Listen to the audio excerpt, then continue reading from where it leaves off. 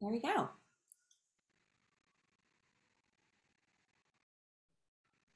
Lily, do you want to start us off?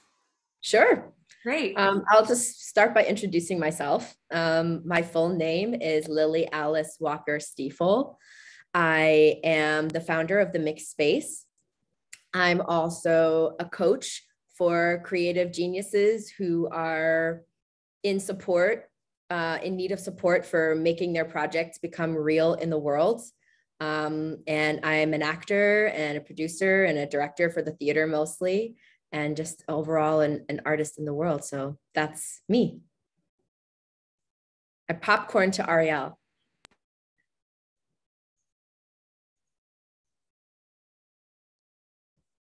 Or maybe to Kat.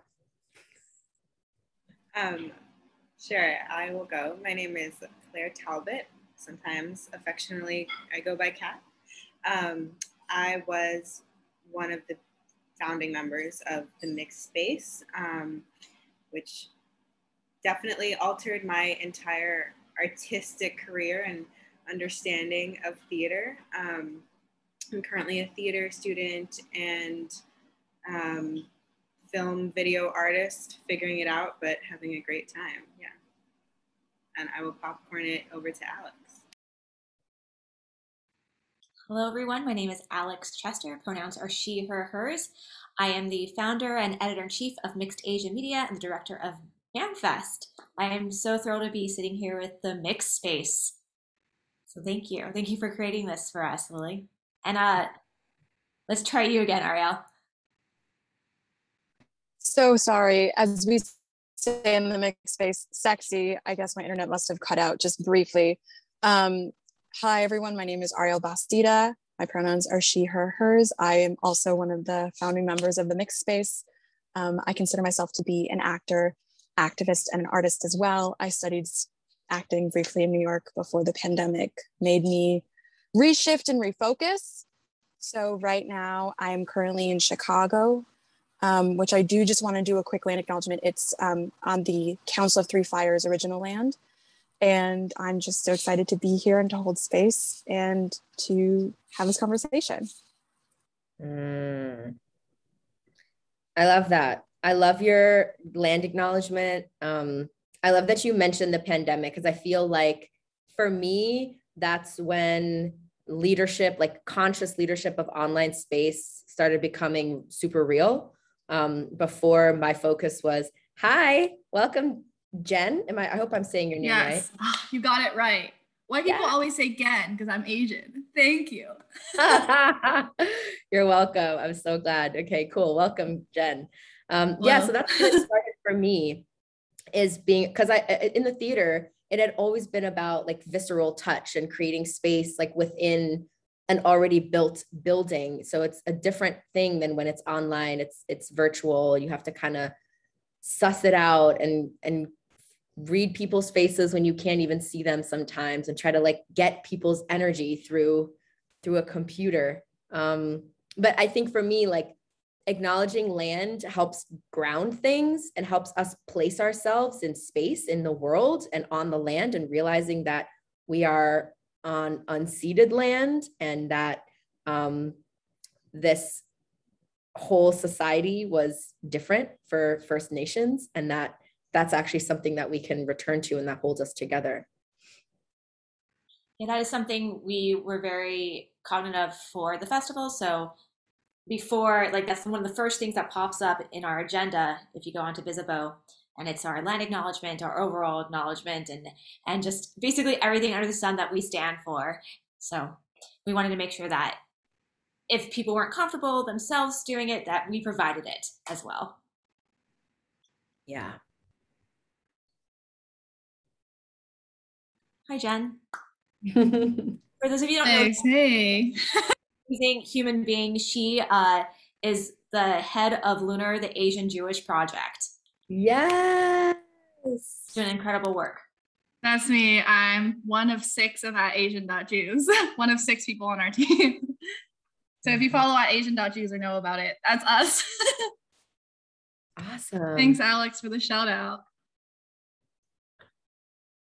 Yeah, I mean, I love what you said, Alex, about, everything that we stand for. That's something that I, wrote down too in the preparation for our conversation today. Is like values, and how just the welcome and setting up the space, like with rules and guidelines and an introduction to like why we're coming together and how we're coming together, just helps people get situated. And it is, I mean, I feel like it's kind of like kindergarten, like and when you go into kindergarten, it's like there's kindergartners that are teaching you like what the rules are and how we're going to behave here and why we're here. And it like sets everyone up. And even though we're adults, like we still need those guidelines. We still need like an introduction, and we need to be able to know what people stand for so that we can call out those qualities within ourselves and ground and like what kind of community we're here to be a part of.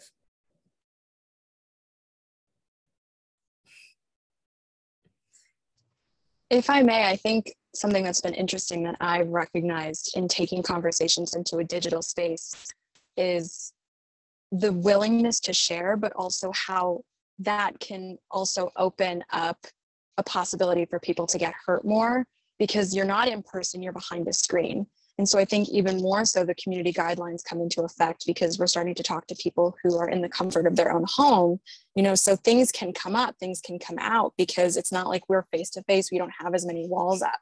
So I think too, that is the benefit of having these community guidelines, because now that we're behind a screen, it's almost as if we're protected, right? So sometimes, those ignorances in the way in which we think or speak, or just things that we didn't know were incorrect to say, do come out. So it is really, just backing up what Lily said, important for us to have those community guidelines, and also to consistently revisit them as well, and make sure that they're up to par, and make sure that if we need to change them, then we'll change them. So yes to that. It's been an interesting thing to have conversation in online settings. It's a crazy time. It is a crazy time. It's just to piggyback off what you're saying, I love how it makes it accessible to those that aren't necessarily in New York City or LA or any of the major metropolitan areas. So that is the one really cool aspect of it. But at the same time, there can be this weird disconnect. And I think it's so important with the community guidelines and just making sure everyone knows it's a safe space and they feel welcome. That does help open things up more, and it makes everyone feel grounded and ready to participate. Yeah, I think talking about grounding is so important, and it's something that I've been thinking a lot about recently, because being in this virtual space, it feels so separate from real life. You know what I mean? And especially when we're having the conversations we have at the mixed space. I remember we'd have these meetups, and I'd show up, and then everyone would just pour so much emotion into the virtual space, and you take that in and you deal with it, and then you just turn it off. And it's not that simple, like you just turn off the Zoom, but then you walk outside, and I don't know how to explain it exactly, but it's like a really weird weight on your shoulders. Whereas I feel like when you're in real life, you have that, everybody's walking to their cars, or they're, getting coffee afterwards, and kind of easily ease themselves out of it. Versus here in the virtual space, it's just like, okay, we just unloaded our trauma, time to go.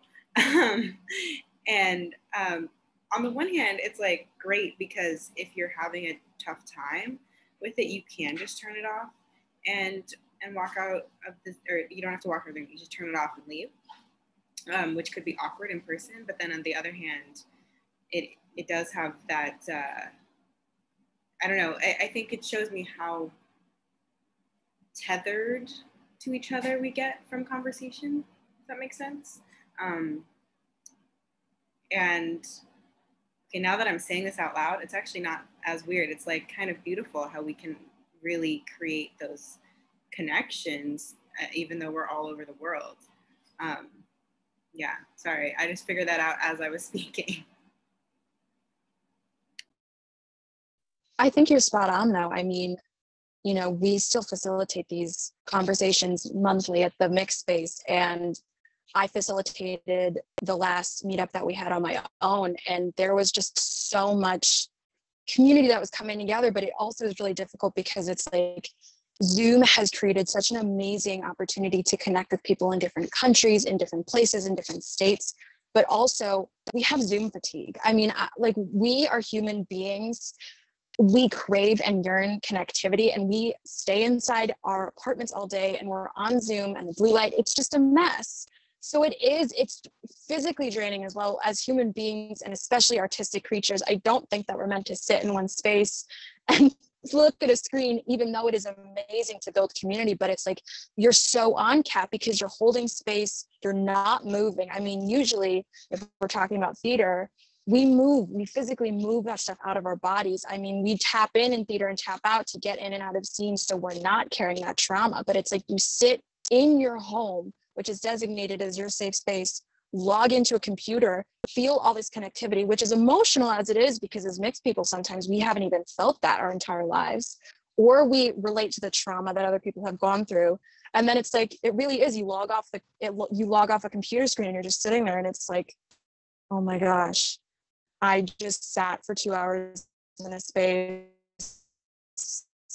and I feel like I'm dying. Like, it's so crazy, which is why also, you know, we do, and I think Lily has been an amazing leader in this for me. It's like checking in, taking moments of breathing, even in workspaces and in meetings, doing self-care things to help yourself, because you are holding space, because you are sitting in one spot, which there's always like a plus and a negative to it, I think. So it's amazing to connect to people, but then it's like, you do log off and you're like, oh, I have to not do anything for the next 48 hours. So you're so on cat. I couldn't agree and resonate more with what you're saying.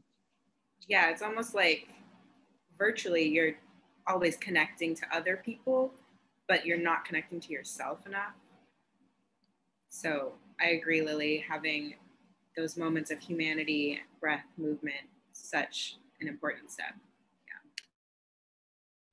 Yeah, and I mean, even just now, like earlier before this, I facilitated the workshop, and it's like, it's so important to me to show it, to actually show and be vulnerable in that sense. Like, this is what I look like stretching, you know, this is what I look like sighing. This is what I look like when I'm getting up to get myself a glass of water. It's like, because I think also we have our cameras on, we make sure we're looking cute, you know, we have our little like the thing in the on the camera, the little filter we can put on to, you know, mark ourselves up. But it's also like, how can we really be human and come back to that and feel really, you know, confident and just being like, oh, technical difficulties, like, oh, my voice broke, like, excuse me, I need to sneeze. Like, these are human things that we take for granted when we're in like visceral spaces that need to be translated, I think, into online spaces so that we can feel more at ease and more able to take each other in fully. That's so real. Like, I just realized how awkward we are, but also how awkward like leaders of virtual spaces have to be to make everyone else feel comfortable. Like, especially the chat in the beginning when you're welcoming everyone, like, that's weird, you know?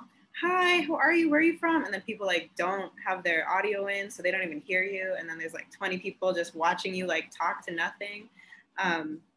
But you have to be the first one to do that. Yeah, sorry, Alex, go ahead. I love this conversation. I think it's so relevant and that we need to keep having these conversations. So thank you so much to the Mixed Space for starting it. And I hope that there'll be more. I do have to run to prep for another live event, but thank you all. Okay, I'll see you guys later. Bye. Thank you.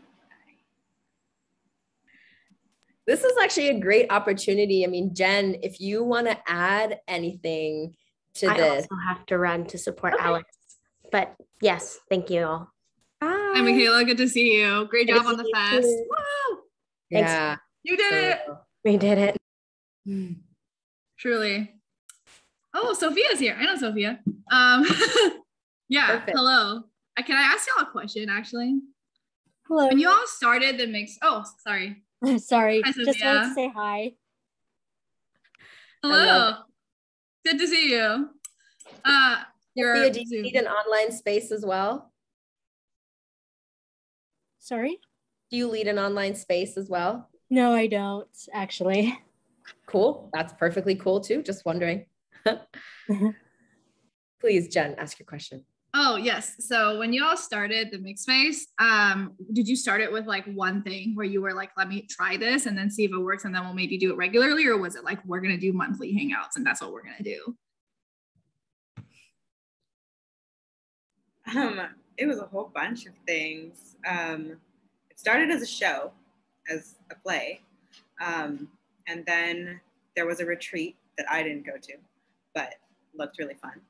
And then there were a few picnics. And then I guess we said, this is going to be a regular thing because people kept showing up. So we pivoted to, pretty standard type of events. Like, I mean, they were in Lily's like lounge in Lily's living room, and we did not expect 30 people to show up. And then they did, and we were like, oh, and then it doubled the next time. We were like, oh. And then we all, the world shut down, and we said, okay, well, we could do this meetup, or, we could take a break. And then we decided to do it, and it was really stressful. The planning was really stressful. I remember that. But then people came and had a great time, and we had a great time, and we felt the release. And now it is a regular thing, and it's a regular online thing, and people keep showing up. So that's my side of the story. Yeah, exactly. To be clear, for me, like from a founder perspective, I knew immediately. I was like, we're doing this regularly. This is a regular thing. There's no ifs, ands, and buts about it. We're going to do this every month. It originally was the first Saturday of every month. And I was like, this is the date, we're doing it. And I set the date. And we hit a bunch of hiccups. Like there was a bunch of stuff that we had to learn on the way. And I remember we had these check-ins every single time because it takes so much energy to put these together, huge amounts of energy, and research and resources and financial resources and planning. So it's just like, do we really want to keep doing this? Like, do we really want to keep doing this? And the team was like, what if we did it differently? What if we tried to mitigate some of the challenges? Like, what if we stopped and took a break? And I was like, no, we need to build momentum. The only way to learn from our mistakes is to keep going and to keep doing it. And so I really pushed really hard. There was really a time when it was like, we have so many questions. We have so much stuff that we haven't figured out. It feels like a big risk to keep doing this, even though there's so many areas for it to go wrong. And I was like, no, we have to just keep going. We can't stop. We have to keep going.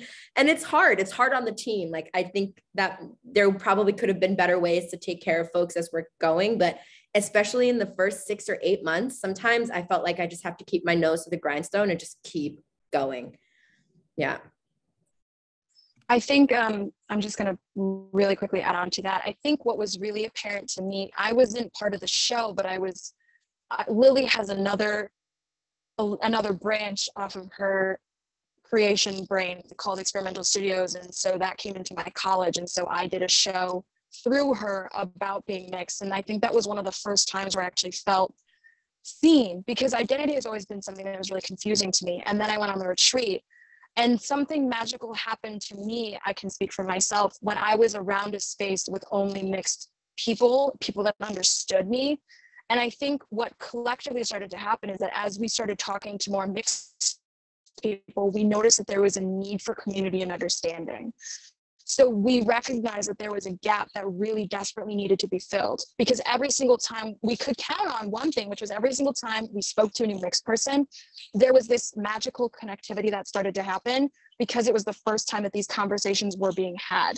So there was a need and a demand for a space and gap to be filled. And I think what started to become a little bit difficult was us trying to figure out how exactly to facilitate us filling that gap, because we knew we wanted to have these conversations, but then it started to get a little complicated because, yeah, it was hard to get people to come into a space and to talk about things that are hard to talk about. And I will say that there was a time where we thought that the meetups were going to stop happening because it was just really confusing and it was tolling. But Lily said we should keep going, and I'm really glad that that decision was made.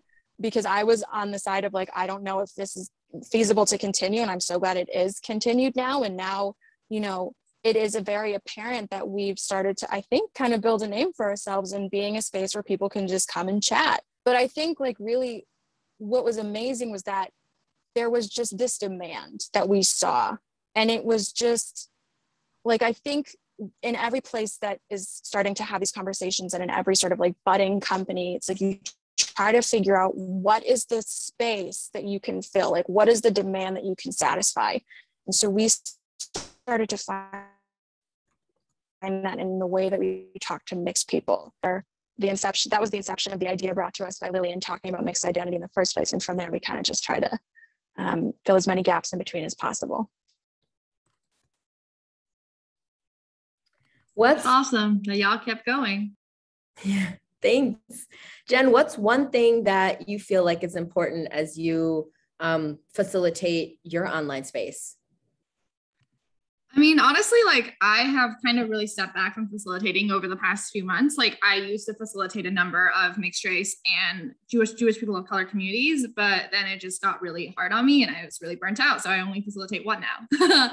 So like what I found really like interesting when the movement started to change, like when we started to do things online, I think for me, the movement started to change because I had previously, like my start in the mixed community was like really in person because I was like the head of my college's mixed like group, right? And so it was like a lot of in-person interaction and energy and seeing the really visceral way that when you're in your whole body and you show up to a space where everybody else is just in their like beautiful, authentic mixed bodies. And you're like, wow, people here are similar to me in like certain ways. It's awesome, right? And then shifting to online, it was like a lot harder for people to open up, like, especially because I also started working with a younger group. Like I started working with young folks, like teenagers, and they were like, yeah, I don't know. I've never gotten to talk about my identity before. What do you mean? Like, I'm just like this, like, how is this important? I'm like, I don't know. You're here. You tell me why it's important. You showed up. Like, so I think like what I've really learned is just like having a variety of access points, like meet people where they are. Like once I facilitated like an event that was right after a pretty tragic event for the Asian Jewish community. And there were like 3 different options. Like you could go and silently journal and listen to music. You could process or you could play games. Like sometimes people want to show up with a group of people like them, but not necessarily you have to talk about it. And it's like, that's where they're at because that's where their mental space is, you know, allowing them to do today. And that's like, fine, you know, before like starting out, I was very much like, oh yeah, we're in a group of mixed people together. We have to talk about being mixed because that's what like we do. But over time, I kind of realized that there's this inherent sense of power and regenerative and energy that comes with just being with each other that doesn't necessarily need to be about conversation, even though like talking is really great and it helps us process and be more in tune with our identity. Like sometimes we just need to be because the world doesn't often allow us as racialized beings to be. So yeah, that's what I know. I'm putting that in the chat as a quote. Sometimes we just need to be. Thanks for giving me the platform to share. I just was here to listen because I really like y'all's work and I was like, this is cool. No, we love to hear it. Yeah, and this is part of the work. Like I feel like part of my work as a leader is always bringing the space back. Like I'm not here to, like, my leading is actually in creating space for you to share because I'm learning from you, like I'm getting value from you. So it's like it's so much about bringing it back and like equity and creating equal space for everyone. As I say that, I'm gonna step back and let other people share and talk. Also, welcome, Joseph.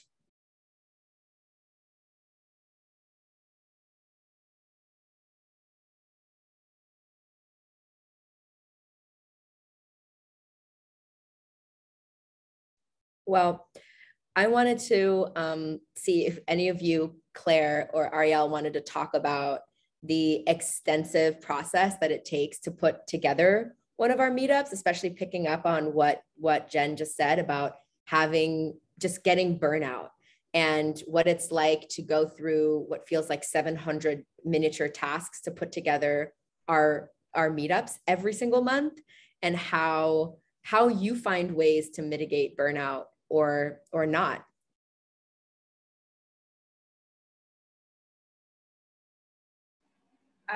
I can speak of how we started because I haven't been working on the meetups quite recently, and I think I'll let Ariel take that over. Yeah, when we began, burnout was real because there were so many things we didn't know. And I think the scariest part for me, especially talking about online, is just how the world was so open. Like before, when we were doing in-person meetups, you were basically limited to who's the community in New York that you can serve, who are the speakers who you can find in the tri-state area, right? And that is actually a lot easier. Like, yeah, sure, you have to think about catering and capacity, which is stressful in and of itself. But then when suddenly you're like, okay, I have this topic and I can get a speaker from anywhere in the world, that's really overwhelming because you have to send out those emails. And then, 10 people say yes. Okay, you got to tell 9 people no or something, right? And I think that was the most, it's a pleasant surprise to learn, but it's also, it was also difficult, and you have to learn how to like really narrow down your choices and really think like, okay, are we going to shoot big this time or not? Are we going to focus on the community we know we have or outreach to new members? These are all questions that really come out. So that was the beginning. But yeah, Ariel, if you want to talk about how it is now.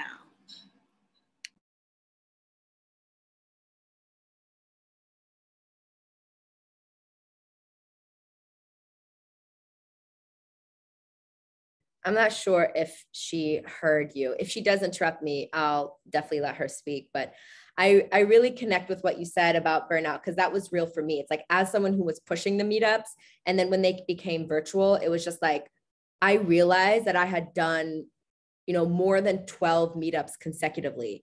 And there was a moment, especially as a leader, it's like, I think that people often think that being a leader is glamorous in some way, or like, oh, you have all this power. And honestly, for me, like, I have a lot of lonely moments sometimes where I'm just like, I feel kind of alone on this journey, because everybody else gets to say, oh, I want to take a break. I want to work on this other creative project. I'm going back to school, like whatever it is.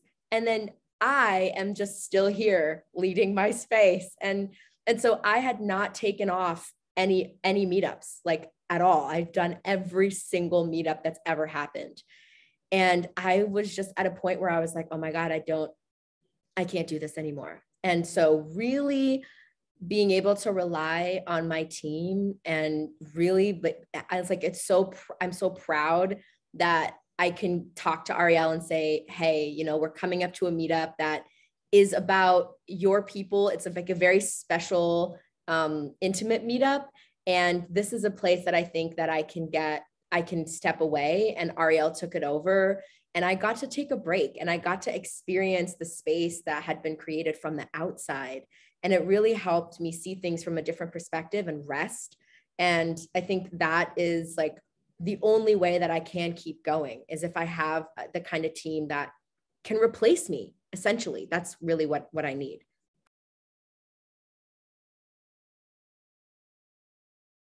Sorry about that. Internet, I mean, hey, we're online. What can you do? I was just going to shout out our team. I don't know what Lily said or what I missed just in that like little second that I was out, but all that I could really add to this is that meetups are a lot still, because as Claire was saying before I got booted out, there's a huge capacity.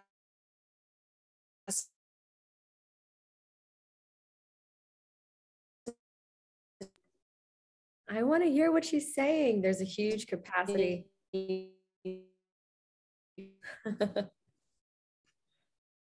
Oh, the internet. That's the downside. Like, real on downside is like, when you are an online company and everything you do is living online spaces, the internet is like the biggest deal, literally. And especially because when the pandemic, speakers now from all over the world, there she goes. But when the pandemic hit, and we actually had someone working for the mixed space in Australia. we had someone in California, someone in Chicago, I was in Germany, and then we had a lot of our creative team in Philly. So we had 5 different time zones that we were managing for every single meeting. And so it was like we rotated, and there would always be someone who had to take a meeting at 6 a.m. or at midnight every single time, because there was just no way to mitigate that.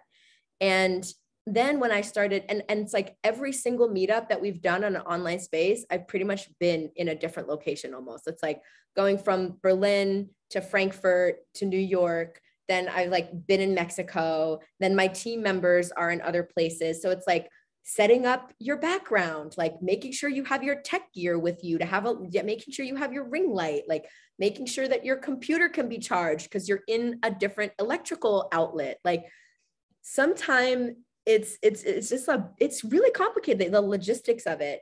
And then on top of that, you can't control your internet. Like every single meetup, like one of our team gets cut out because something happens, like something dies, or we think we have a strong internet connection. I think it's actually something that I really want to work on more, is like how we can have, what is there to do from a technical perspective to like make sure we have the strongest internet possible. Like that's like the next research project that I want to get into, because now that so many companies are online, there must be like Wi-Fi sticks or something that we can buy that's like, even if it's expensive, to make sure that everyone has the best internet connection they have.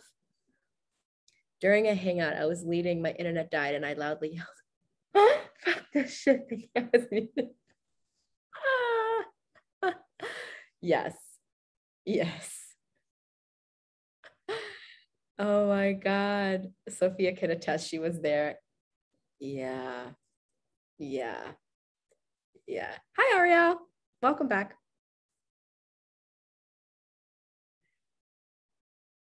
Yes, please. Yeah. Do you want to finish your thought? Please jump back in. I mean, I will try to. I don't know if I'm going to go in and out, but I was just going to say we have such a huge capacity for speakers now that wow. If ever there was a way to test leaders of online spaces, this would be it. Like, how do you moderate a conversation when like your star team member can't get her thought across? This is all I know how to do, but yeah, exactly. Oh, Jen, you're so sweet. Thank you for the support. Ariel, I really don't want to cut you off. I don't know how much you hear, but I also feel like we're kind of getting to at time. So I just wanted to hold space. If there was anything, Joseph, that you wanted to share or ask before we closed out, I would love to hear your voice. Hi, yeah. Can you guys hear a little louder? I can't hear you. Yeah. Can you hear me okay now? Yeah, if you speak up, that would be great. Okay. Yeah. Well, thanks for having me here. I apologize for being late. I was interested in this topic, so I meant to be here, but I guess I missed my calendar reminders.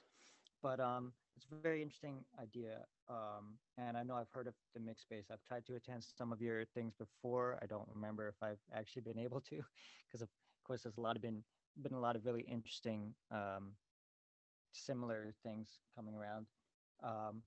But I guess one thing that I've noticed from these things that MAM has been doing is seeing like what I think of about, there's this etiquette that's developed for Zoom and for virtual spaces, like for introductions and things. And maybe you guys went over that when you started anyway, but just curious. Well, I do think that you have an interesting point about like just the pieces of technology that you listed. I think that just kind of, you need a checklist of like things that you need. Like when the pandemic started, I didn't have a working webcam. So I was doing everything from my phone for a while, but it was an old phone. So it's like, there's that to start with. But like, I didn't even think of everyone getting ring lights, or like what you said about like Wi-Fi technology. I'm sure there is something convenient like that that might be helpful. But when it's to organize a group, especially like an organization, or for something long term, like you need you need a list of sort of standard pieces of technology to have. but I think kind of similarly, it's interesting to see the etiquette develop around like just how to introduce yourselves on mixed spaces or I mean, on virtual spaces. Like obviously everyone's got their pronouns now, and you've got like your name and your title, but and then I also find it interesting to hear people say like not just their location, but the what do you call it, the indigenous land that they're living on. Um, so I'm interested to see those kinds of etiquette develop, and I'm curious what you guys have to say about that, or what kind of, I guess, what kind of things you think should definitely be included in that etiquette.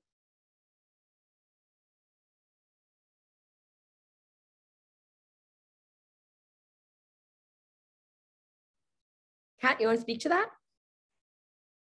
I'm so sorry. I was talking to my roommate, but well, one thing that I do want to say real quick before you go, Kat, is that a big thing that we have like a lot of lists that we go through to introduce ourselves. Like I introduce my matriarchal line. I introduce ancestors that are important to me that I feel like I call forth that bring me to this work. I share my pronouns. I share where I'm literally located right now. I share the land acknowledgement of the First Nations that were here before me. I acknowledge that this is not my land. I acknowledge, like I share my ethnicity. I share the languages that I speak. I share the cultures that I feel connected to. So, and I share like part of what my vocation is. I'm just interested in the layers of identity. And I personally, from my own self, my value is the more I can open myself and become transparent, the more I can help other folks do that. And that's the world that I want to live in, where I can really meet people where they're at and see them for who they are. But Kat, please, if you want to talk a little bit about what it's like for you to introduce yourself and introduce the topic and hold space for other people introducing themselves. Yeah, I think the most challenging part for me to learn is when to speak and when to step back, because it's a lot easier, I think, in person to tell when somebody has a thought, something they want to say. But like even just right now, I was talking to my roommate who walked past, and it looked like I maybe wanted to say something here. And so having to kind of suss that out, and especially stop being afraid of silence, because the conversations we have here with the mixed space involve a lot of thought, I think, and people do need to take the time to decide what they want to say. And that creates silence on Zoom, which is super awkward. And especially as a leader, you're like, oh my God, am I not holding the right space? Are people feeling really uncomfortable? So I love to just like fill the silence and say like random things, but learning to breathe through that, which Lily is very good at, which sometimes makes me uncomfortable, but I think, I'm glad, like I learned from it, but it's like, I'm like, oh my God, someone should say something right now, please. But learning that it is okay for silence, up to a point. Like somebody will speak, especially the people who maybe have been silent the whole time, if they feel that there is space for them, they'll show up. And it's difficult to learn that, but also a lot of people are not going to just jump in, especially on Zoom. So you have to be aware of everyone's needs. All right, cool. Well, in the interest of time and respect to MAMFest, I think this is a great place to close. I do want to say thank you so much to MAMFest and all of you who've participated in the festival. It's been an amazing run. Thank you so much to all of you who have joined, and to Ariel, who's not here, but still was here and added value and showed up. Jen and Joseph, I'd love to keep connecting. So if you feel called to put your socials in the chat or put your email in the chat, I would love that. And we could end with one word. Is there one word that you feel sums up this conversation today, or that feels like something that you've learned or something that you want to end with, so we could all just take ourselves off of mute and go around, just say one word, and then we can close out.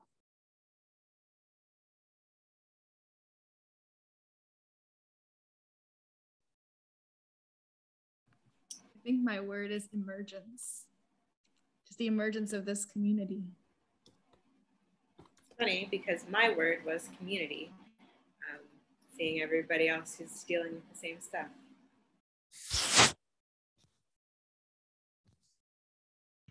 I'm trying to remember. There was some phrase that one of you just said, and I'm trying to remember it and then boil it down to one word. But basically, the idea of allowing space for someone, making them feel like there's a space for them. So I guess I would narrow it down to the word voice. That voice. I think my word is integration, because I'm thinking about integrating the people and the platforms and the technology and the mindfulness and the self-care and like everything, kind of like having it all be integrated into this one pot of an experience. Thank you so much. Thank you. Thank Bye. Thank you, guys. Thank you. See you later.